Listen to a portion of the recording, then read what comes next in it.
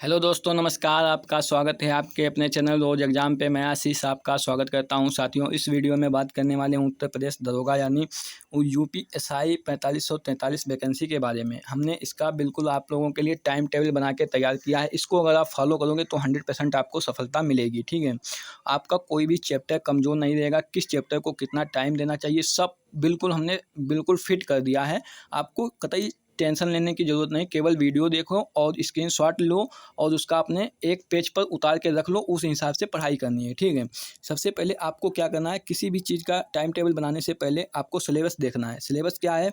हिंदी के 40 क्वेश्चन आएंगे, रीजनिंग के 40 क्वेश्चन आएंगे, मैथ के 40 क्वेश्चन आएंगे, पॉलिटी के 16 क्वेश्चन और मूल विधि के 8 क्वेश्चन और जीके, बाकी जो जीके बचती है उससे इसमें कुछ विशेष टॉपिक दे रखे हैं और साथ में क्या है, पॉलिटी मतलब हिस्ट्री है, हिस्ट्री इकोनॉमिक्स, ये सब मिला के जो है 16 क्वेश्चन आएंगे। ठीक है, इसमें 2 घंटे का टाइम मिलेगा और नेगेटिव मार्किंग इसमें है नहीं। यानी टोटल इसमें कितने कह सकते हो, 160 क्वेश्चन आते हैं दरोगा में। ठीक है, उत्तर प्रदेश दरोगा में। ठीक है, तो ये हमने आपको बता दिया, ये सिलेबस है इसका। और वीडियो देख रहे हो अभी तक सब्सक्राइब नहीं किया तो सब्सक्राइब भी कर लीजिए चैनल को। ठीक है, तो अब हम आपको बताते हैं कि आपको टाइम टेबल कैसे फॉलो करना है। देखिए, आपको हिंदी को 1.5 घंटा देना है। अब आप अपना दिमाग मत लगाना, जैसे हमने आपको बताया उस तरीके से फॉलो करो, बस आपका सिलेक्शन होगा। ठीक है, रीजनिंग को 2 घंटे, 2 घंटे हम क्यों कह रहे हैं, क्योंकि इसमें 40 क्वेश्चन आएंगे। 2 घंटे जब डेली दोगे इसको, तब 40 क्वेश्चन आप बहुत जल्दी कर पाओगे। वहाँ टाइम ही कम पड़ेगा आपको। रीजनिंग सभी कर लेते हैं लेकिन वहाँ पर क्या पड़ेगा, टाइम ही कम पड़ेगा। क्योंकि रीजनिंग सभी लोग क्या कहेंगे आपसे कि रीजनिंग हमको आती है, लेकिन भैया आती तो है लेकिन जल्दी कितनी कर पाओगे। इस बात के लिए आपको 2 घंटे इसको टाइम देना है। ये मत सोचो कि हमको रीजनिंग आती है, क्योंकि इसके लगभग 55 क्वेश्चन आएंगे। मैथ में भी इसके क्वेश्चन आएंगे। ठीक है, तो इसको कम से कम 2 घंटे दीजिए। ठीक है, मैथ को 3 घंटे दीजिए, मूल विधि को 1 घंटा दोगे, क्योंकि इसमें बहुत ज़्यादा एक्ट हैं, 500 धाराएँ। 1 घंटा पढ़ोगे, फंसना होगा तो 4-5 क्वेश्चन इससे आप कर दोगे। 1 घंटा पढ़कर भी आप 4-5 क्वेश्चन कर दोगे। ज़्यादा पढ़ोगे फिर भी उतने ही कर पाओगे। ठीक है, आपको इसके चक्कर में ज़्यादा बच्चे क्या कर रहे हैं कि मूल विधि के चक्कर में ज़्यादा पढ़ रहे हैं। मूल विधि के ज़्यादा चक्कर में पढ़ोगे ये सब भूल जाओगे आप। जो आपके स्कोरिंग सब्जेक्ट हैं वो भी आप नहीं पढ़ पाओगे। तो इसलिए मूल विधि को केवल 1 घंटे आपको देना है। इसलिए हमने कहा कि मतलब ज़्यादा अपना दिमाग लगाने की ज़रूरत नहीं है। जो हम बता रहे हैं वही फॉलो करिए। पॉलिटी को आपको 1 घंटे देना है। ठीक है, ये सब हमने बहुत सोच समझ के बनाया है। अब आपको क्या करना है, देखिए हमने किस तरीके से चैप्टर को बांटा है। देखिए, हमने हिंदी को बांटा है। सबसे पहले हिंदी साथ में आपको हिंदी का सिलेबस भी पता चल जाएगा। देखिए, आपको पहला यहाँ पे क्या लिखी, ये जो संख्याएं लिखी हैं ये दिन लिखे हुए हैं। यानी पहले दिन आपको क्या करना है, वर्णमाला पढ़ना है। ये काट दीजिए केवल वर्णमाला, क्योंकि वर्णमाला थोड़ा बड़ा चैप्टर है। आपको 1.5 घंटा लग जाए पढ़ने में, 1.5 घंटा लग जाएगा याद करने में। दूसरे दिन आपको क्या करना है, दूसरे दिन संज्ञा और साहित्य पढ़ना है, क्योंकि संज्ञा छोटा चैप्टर है और साहित्य इसके साथ में पढ़ सकते हो। फिर इधर संधि काट दीजिए। तीसरे दिन आपको संधि पढ़नी है। चौथे दिन देखिए हमने सोच समझ के लगाया है बिल्कुल कि संधि थोड़ा कठिन चैप्टर है, आपको पूरा दिन लग जाएगा। उसके बाद हमने सरल चैप्टर रखा है, विराम चिन्ह। उस विराम चिन्ह के साथ में साहित्य भी पढ़ सकते हो 1.5 घंटे में। ठीक है, साहित्य कितना साहित्य, मतलब कुछ थोड़ा साहित्य, ज़्यादा साहित्य नहीं, थोड़ा साहित्य पढ़ सकते हो। यानी किसी ने पढ़ाया है तो उसकी एक वीडियो देख सकते हो, ऐसे करके साहित्य, इसलिए लिख दिया साथ में साहित्य। ठीक है, तो ऐसे करके आप पढ़ सकते हो। यहाँ पे काट दीजिए क्योंकि समास बड़ा चैप्टर है। समास आप स्क्रीनशॉट ले लीजिए, इस हिसाब से आपको पढ़ना है। ठीक है, हमने ये बिल्कुल उस हिसाब से बांटा है कि एक दिन कठिन चैप्टर, एक दिन सरल चैप्टर। यहाँ पे देखिए काल छोटा चैप्टर है, इसके साथ में साहित्य पढ़ सकते हो। तो इस हिसाब से हमने आपको बांट के दिया है। 16वें दिन ये चैप्टर, 17वें दिन ये चैप्टर। और जब दूसरे दिन आना है तो उस हिसाब से आप देखिए रिवाइज भी कर सकते हो। देखिए यहाँ पे जैसे समास, जब आप 5वें दिन समास पढ़ने आओगे तो ये देखिए विराम चिन्ह छोटा चैप्टर है। विराम चिन्ह को दूसरे दिन पहले थोड़े 15 मिनट जो है, 1.5 घंटा टाइम हमने बताया, 1.5 घंटे में 15 मिनट थोड़ा रिवाइज कर लीजिए विराम चिन्ह, क्योंकि ये छोटा चैप्टर है। उसके बाद समास चालू कर दीजिए, 1.25 घंटा में समास खत्म हो जाएगा। तो इस हिसाब से हमने बांटा है। तो ये आपको फॉलो करना है और अपना दिमाग लगाने की ज़रूरत नहीं है। हमने बहुत अच्छे से बांटा हुआ है। तो इस देखिए यहाँ पे हमने देखिए ये साहित्य को 24 से 30, 24 का मतलब 24, 25, 26, 27, 28, 29, 30, यानी लगभग 9 दिन आपको साहित्य लगातार पढ़ना है। और दूसरे दिन जब पढ़ के आना है तो उसका रिवाइज भी करके आना, क्योंकि साहित्य बड़ा है। इसीलिए हमने इसको कितने दिन दिए, लगभग यहाँ पे 9 दिन दिए हैं। यहाँ पे देखिए पर्यायवाची आपको देखिए 2 दिन लग जाएंगे। 32 और 33वें दिन आपको क्या करना है, पर्यायवाची याद करने हैं। तो इस हिसाब से हमने बहुत सोच समझ के बनाया है कि कौन सा टॉपिक कब रखना चाहिए, किस दिन रखना चाहिए। तो उस हिसाब से देखिए कि किस टॉपिक में कितने दिन लग सकते हैं, उस हिसाब से हमने बांटा हुआ है। तो उस हिसाब से आप पढ़ सकते हो। ठीक है, हमने ये बिल्कुल स्क्रीनशॉट ले लीजिए, इस हिसाब से आपको फॉलो करना है। उसके बाद देखिए अब हम आपको मैथ का दिखाते हैं। मैथ का देखिए 4 दिन, ये इस तरफ क्या लिखे हैं हमने दिन, तो 1 से 4 दिन तक लगातार आपको नंबर सिस्टम पढ़ना है। तब आपका यानी नंबर सिस्टम का मतलब क्या होता है, संख्या पद्धति आपको पढ़नी है, आपका खत्म हो जाएगा।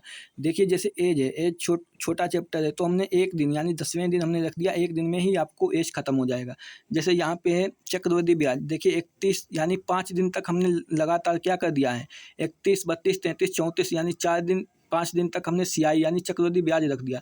तो बहुत सोच समझ के बनाया हुआ है हमने टाइम टेबल, बिल्कुल इसी सीक्वेंस में आप पढ़िए और अपना जो है सिलेक्शन लीजिए, और इतने ही दिन, जितने दिन जिस टॉपिक में लग सकते हैं हमने उस हिसाब से बांट दिया है। तो ये आप स्क्रीनशॉट ले सकते हो, ठीक है। उसके बाद मैथ, और मैथ के बाद रीजनिंग। रीजनिंग का क्या है, अभी आपको रीजनिंग का भी दिखाते हैं। रीजनिंग देख लीजिए। रीजनिंग देखिए जैसे रिलेशन है, रक्त संबंध है, ये आपको 2 दिन लग सकते हैं, इसीलिए हमने क्या लिख दिया, 2 दिन आपको पढ़ना है। देखिए सीरीज, देखिए ज़्यादा दिन, इसलिए सीरीज को 3, 4, 5, 6 यानी 4 दिन तक सीरीज पढ़ना है, ठीक है।